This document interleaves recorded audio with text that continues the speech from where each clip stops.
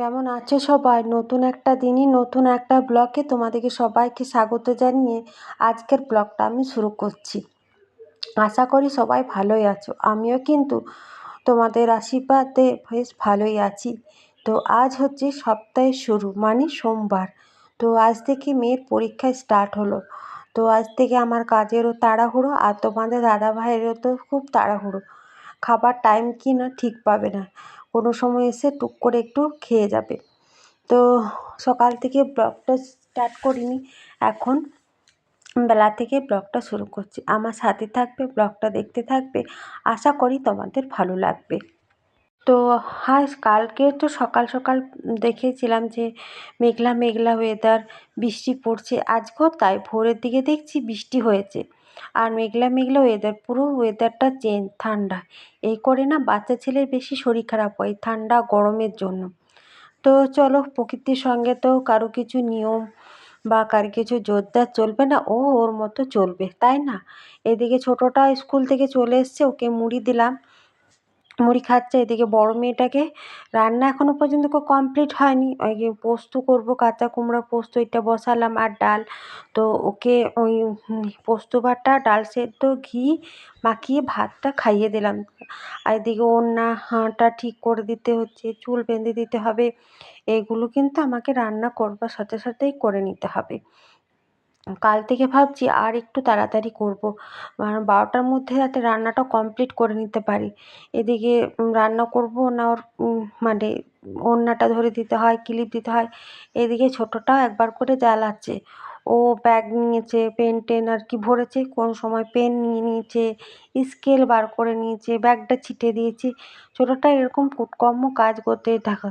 এদিকে বড় মেয়েটা রাগ করছে, দেখো মা নিয়ে নিয়েছে, শোনো মা, এদের কাজ করব না এইদিকে ওর ওড়না ধরে দেবো না রান্না করব, এই হয়েছে জ্বালা, জানো তো। ছোটোটা খুব বদমাইশ করে।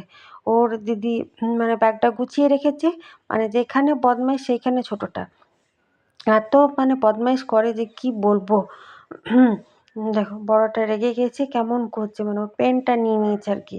তো পেনটা নিয়ে স্কুল চলে গেছে, ওর পেনটাও, দুটো পেন। পরীক্ষার সময় একটু তো pen, extra pen, wooden scale T scale এগুলো তো নিয়ে যেতে, মানে এক্সট্রা একটু নিয়ে যেতে হয় পরীক্ষার সময়, বলা তো যায় না।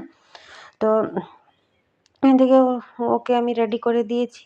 ওর বাবার সাথেই গাড়িতে যাবে। ওর বাবা এসে একটু জল খাবার খেলো, মুড়ি খেলো, বললো আরেকবার, মানে ফার্স্ট হাফে দুবার করে নিয়ে যেতে হচ্ছে, ফার্স্ট হাফেরগুলো দিয়ে এসেছে। এখন সেকেন্ড হাফেরগুলোকে নিয়ে যাবে, ফার্স্ট হাফেরগুলো নিয়ে আসবে। তারপরে যখন নিয়ে আসে তারপরে খাবার খাবে আর কি। তো তখন 2টো 2:30 মতো টাইম হয়ে যাবে। আমি তাকে রেডি করে দিয়েছি, এদিকে আমার পোস্তটা হয়ে গেছে। তো চলো, ওর বাবা বাকি মেয়েগুলোকে তুলতে গেছে। তো আমি ওকে এরকম বাইরে দাঁড়িয়ে আছে, পোস্তটা নামিয়ে দিই, ডালটা মোটামুটি সেদ্ধ, একটু হলুদ দিয়ে ফোটাবো, তাহলে মোটামুটি আজকে রান্না কিন্তু আমার কমপ্লিট হয়ে যাবে। আর এই পরীক্ষার সময় কিন্তু আমার নিজের একটু তাড়া লাগে, চাপ লাগে। তো একটু মানে টেনশনের মধ্যেও থাকি, যে এবছর বড় মেয়ে মাধ্যমিক দেবে, ওই জন্য একটু চাপের ব্যাপার আছে, বুঝতেই তো পারছো।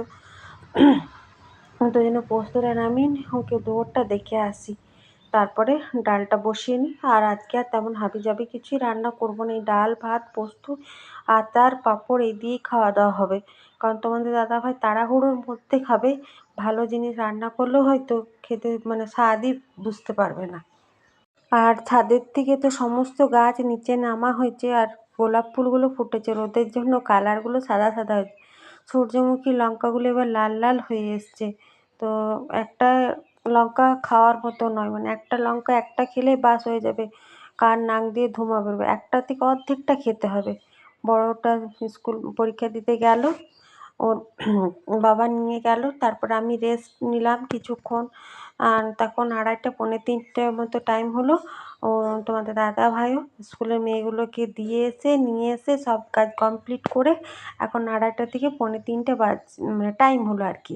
আমি সকাল থেকে তাড়াহুড়োর মধ্যে কাজ টাজগুলো করলাম, তারপর বড় মেয়ে চলে গেল, তারপর আমি একটু শুয়ে রেস্ট নিলাম। এত মানে তাড়াহুড়োর মধ্যে কাজ করলে কেমন লাগে, তাই না?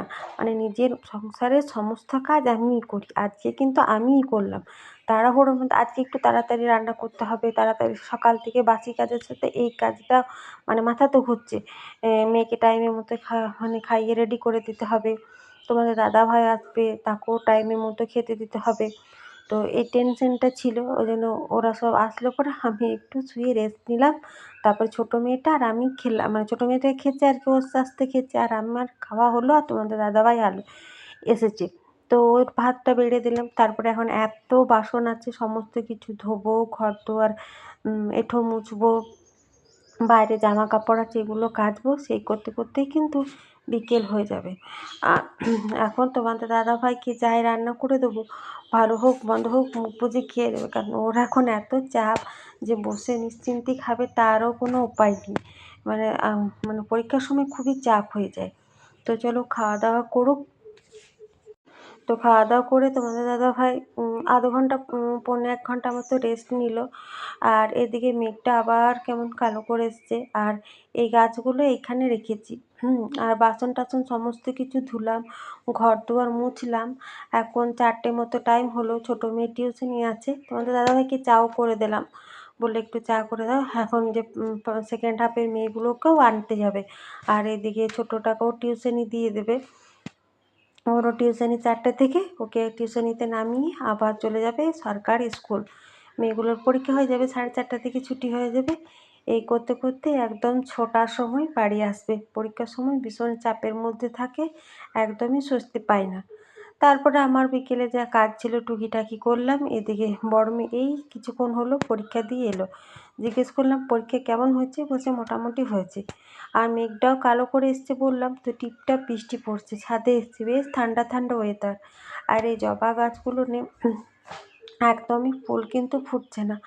আর চাল ধোয়া জল, মার এই জলগুলো ছাদে আমি দিয়ে দিচ্ছি। আর মেঘটা দেখছো কেমন কালো করে এসেছে। আর এদিকে আমাদের আম গাছে ছোট ছোট প্রচুর এবছর আম ধরেছে। এই টুকটাক আমগুলো পড়ছে, বড় মেয়ে ছোটো মেয়ে সঙ্গে সঙ্গে কেটে আর জলজিরা দিয়ে খেয়ে নিচ্ছি। ছোট ছোট আম ধরেছে। ভিডিওটা এখানে শেষ করলাম, ভালো লাগলে কমেন্টে জানিয়ে সাবস্ক্রাইব করোটা।